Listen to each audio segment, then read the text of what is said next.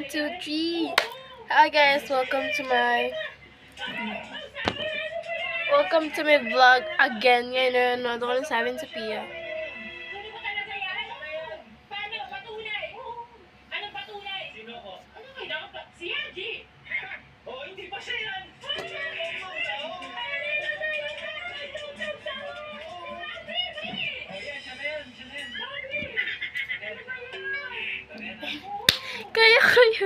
Kaya nag-vlog ako, na mag-iipon ako.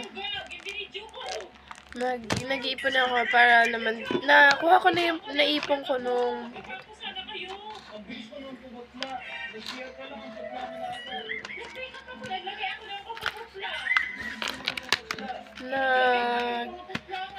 nung nag-ipon ako ng 400 para yun sa aking grocery, and nakabili na ako ng grocery ko, and ngayon mag-ipon naman ako para sa photoshoot ko sa March, pang picture ko sa birthday ko. Kaya kailangan ko marami ang maipon para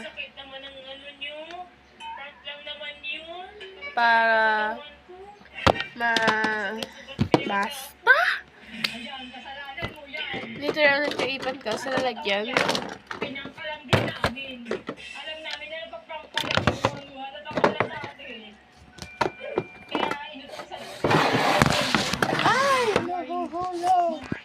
Ito yung pera ko.